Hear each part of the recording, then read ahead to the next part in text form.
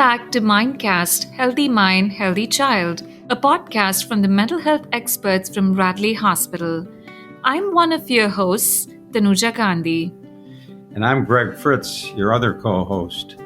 Today we have Kristen Abatecola here joining with us, and she is a senior clinical dietitian here at Bradley. Today she's going to be discussing families and mealtimes with us, and we're looking forward to this. Welcome, Kristen. Glad to have you aboard. Thank you very much for having me. I am one of 3 dietitians here, and we work with children and families to try to help encourage a healthy lifestyle with not only nutrition, but how that's going to interact with sleep and how they feel about their bodies and things like that. So we do a lot of education. Kristen, thank you so much for joining us. This is such an important topic. In our work together, I've seen the passion you have for the topic, and many times I've reached out to you for support when families are asking questions about their children being selective or picky eaters. Yes. So we do have some children that are what we call selective eaters. What this kind of looks like is it's more than just a typical food jag. So when children are young, usually it starts around 2 years of age, they might be stuck on a certain food. Maybe it's peanut butter and jelly sandwich and they want that breakfast, lunch, and dinner. And that will end in a week or 2. And again, that's just like a food jag. But when it tends to be more where kids are very restrictive on what they're eating, like say they'll only be open to eating 5 or 6 things, as you can imagine, that can end up leading to different nutrient deficiencies.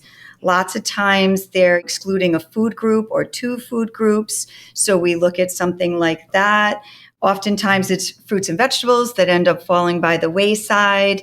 Some children also have just only been exposed to certain foods. So maybe life is really hectic and it's eating at fast food restaurants and chicken tenders and things like that. And then the kids just really get stuck on these certain types of foods. And then when you want to expose a well-balanced homemade family meal, they're like, whoa, I like this high fat, high salt meal that you were giving. So sometimes it can just be resistance. And then sometimes it really is that they'll get stuck. And we see that oftentimes with our autistic population. We'll call it like the tan diet. And it will be French fries, potatoes, chicken nuggets or chicken tenders, bread, and it's limiting of so many different nutrients that they'll be missing. But why is picky eating bad, or why is it such a big concern? And how do you differentiate whether it's kind of a phase that the child is going to grow out of, or if it's something to get worried about? Yeah, so I think the concern is a lot of times that parents will say, wow, I just made this whole beautiful meal and no one's eating it. And now I'm stuck giving them the bowl of cereal that they want or things like that. So I think that sometimes parents feel very badly about it themselves or question their parenting with it. But what can happen is, as I had alluded to, if we have a very limited diet, we could be missing out on all these different vitamins and minerals, and we can have deficiencies with that. We do know that food can impact your mood, just like sleep will impact your mood and exercise will impact your mood, and food will too. So that's why it's important that we have a good overall diet.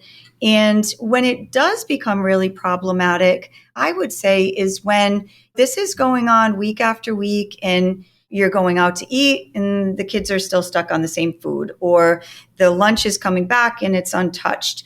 Sometimes it can be problematic if the child isn't gaining weight or they're gaining weight too quickly because of the types of foods that they're eating. So things of that nature. So in some families, there's already a lot going on in there. There's families that are, the child are having mental health problems, ADHD, anxiety, trauma, something like that. So there's already a lot that's being dealt with. There's 2 things I wonder. One is, where do you have to pick your battles somewhere, and we can't address everything all the time.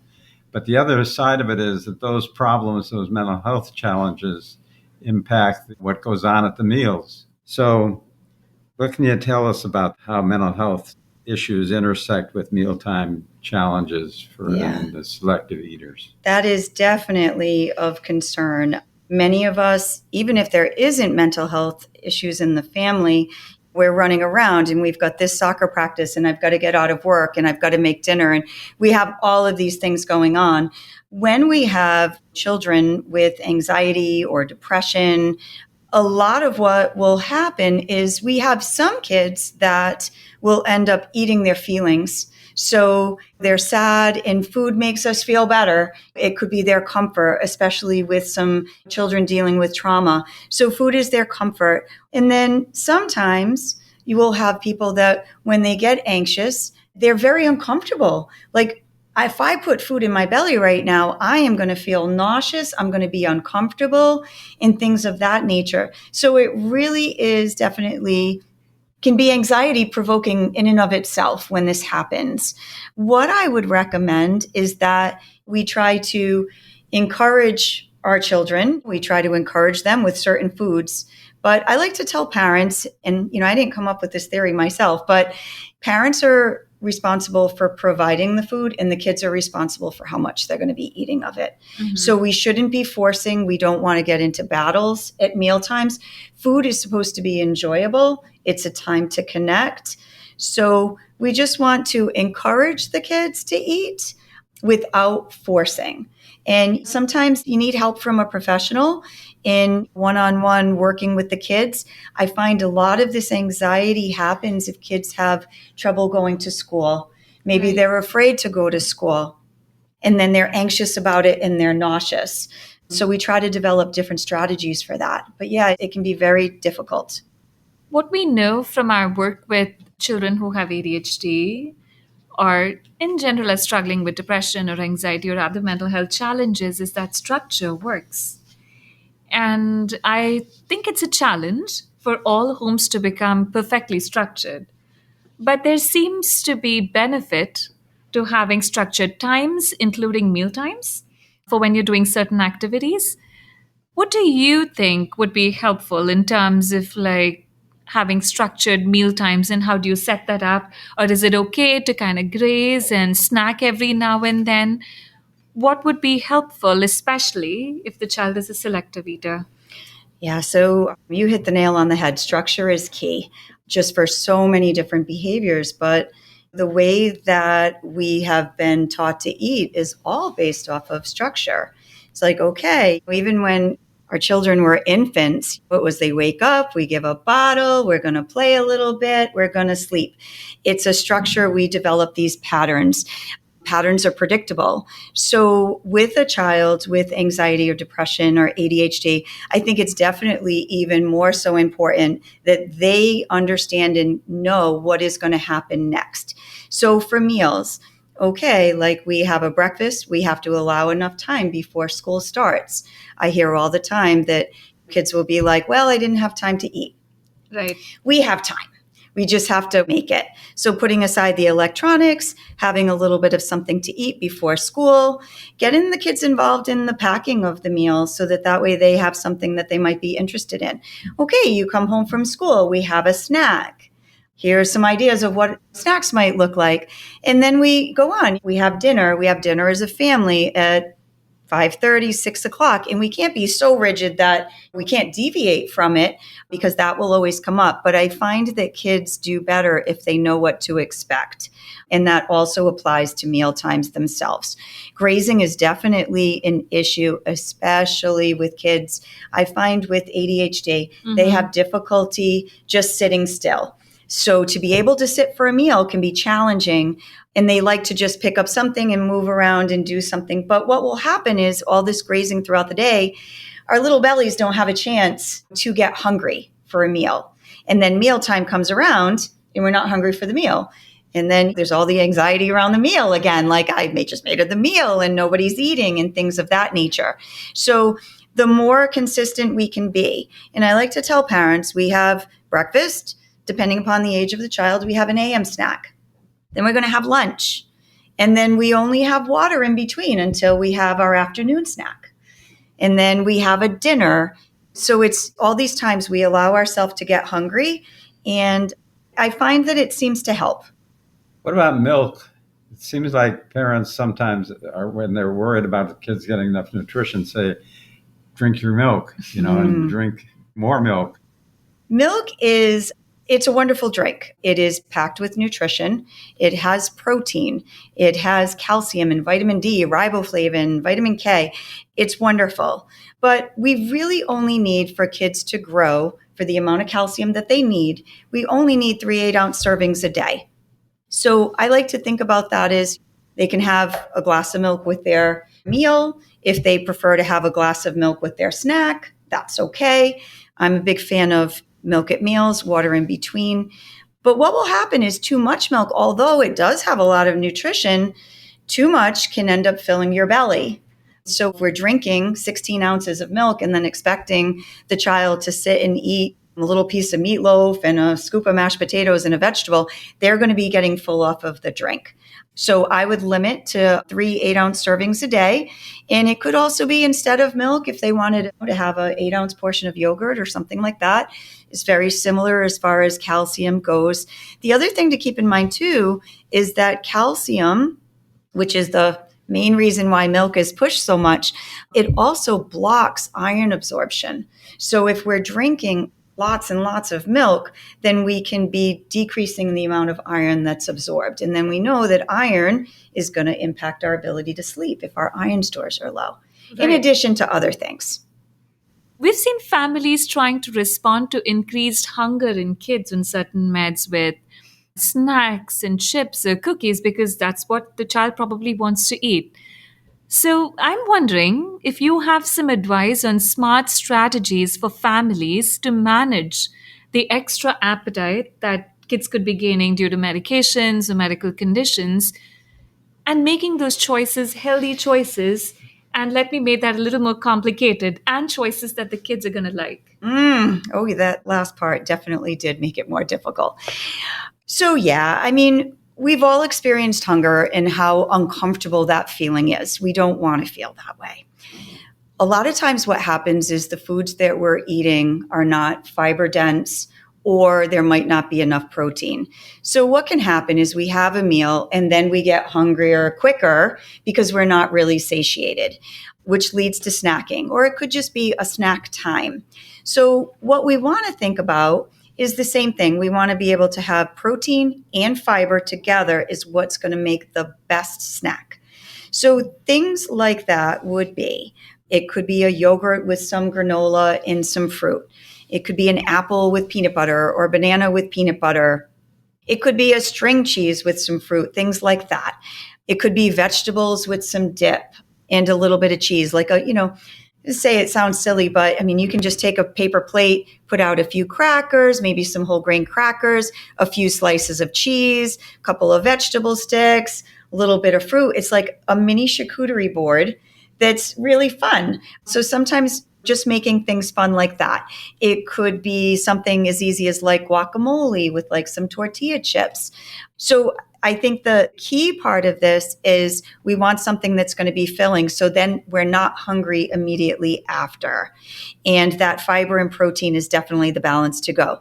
We also want to think about making sure that we stay hydrated throughout the day, because a lot of times we're going to feel hungry if we're not hydrated. Mm-hmm. So making sure that we're drinking water throughout the day. And then the other part is, I really mention water a lot, but we want to limit these sugary drinks. We become thirstier when we have all the sugar that we're drinking. Right. It's not good for our teeth and things of that nature. So definitely limiting soda, juice as well. 4 ounces of juice a day is enough. Punch, drinks of that nature, and definitely staying away from those caffeinated or energy boosting drinks. I hear lots of kids talking about those. These are excellent points. One more question. How can families serve one meal for everyone when kids are selective? I've heard families say we cook what the kid likes, and that seems to be 3 different meals for the entire family.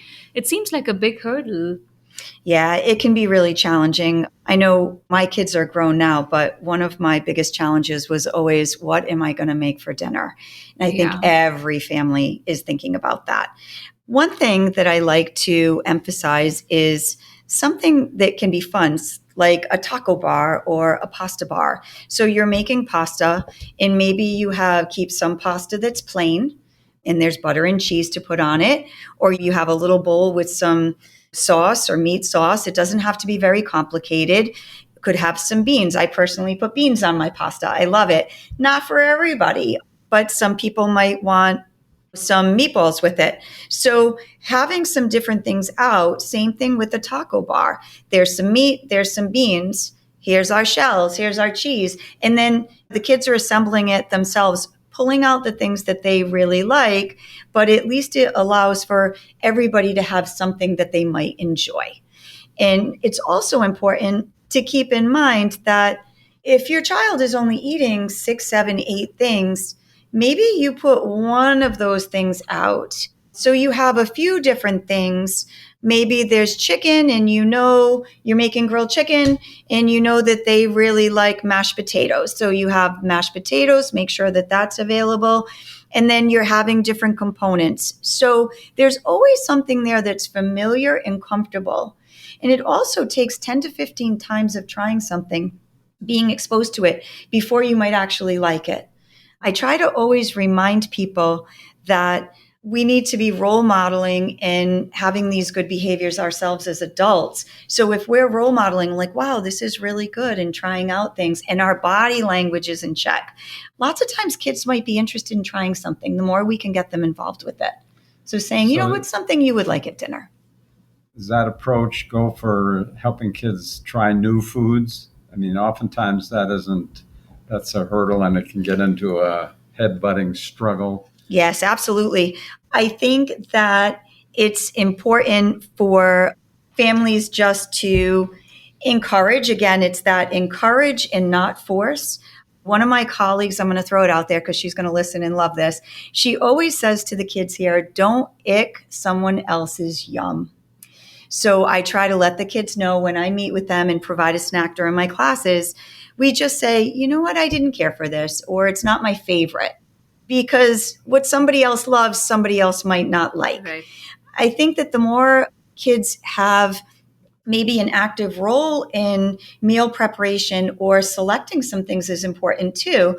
Grocery shopping has to happen. So maybe alternate if you have multiple children, bring one child with you to the grocery store and we pick a new food. I used to do that when my kids were little. They were the helper of the day and they got to pick out a new fruit or vegetable to try.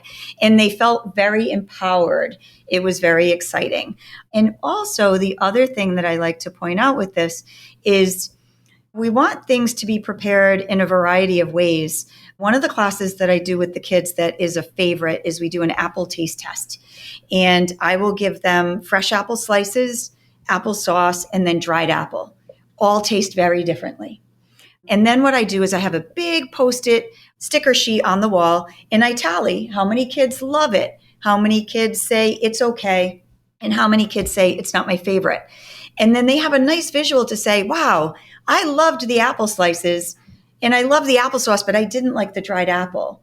And then what I say from there is if you were exposed only to dried apple, you would say, I don't like apple at all. Mm-hmm. And you're missing out on all these other things. So we just want to try to do things a little bit differently. And then like I had mentioned before, multiple exposures.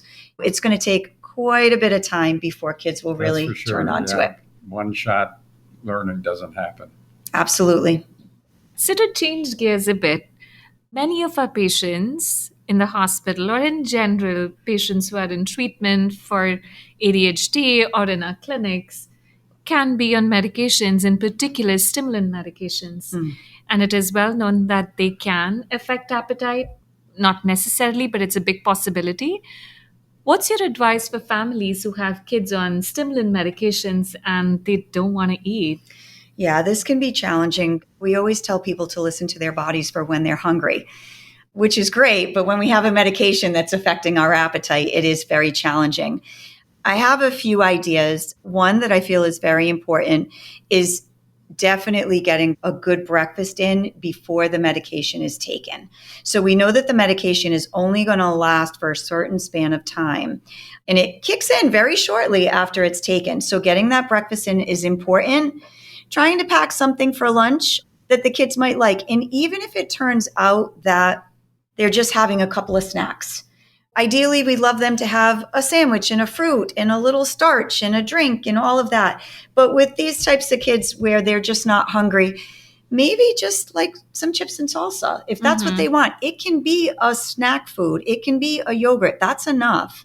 When the kids come home from school, they're usually famished by then because the stimulant is wearing off and then they didn't really have a lot for lunch. So what we want to do is go back to the talk about snacks that we had. So we want to have a good hearty snack after school, something with protein and fiber. But the key is that we don't want to make it too big because then it's going to interfere with dinner. So then we'll have a kid not wanting lunch and not wanting dinner. So we want to keep the snack reasonable, again, protein and fiber. It could be something like a nice yogurt parfait after school if they like that. Having yogurt, add some granola, add some fruit, things like that. And then dinner could be 2-3 hours later. But that way, hopefully, they'll be more inclined to eat. Right.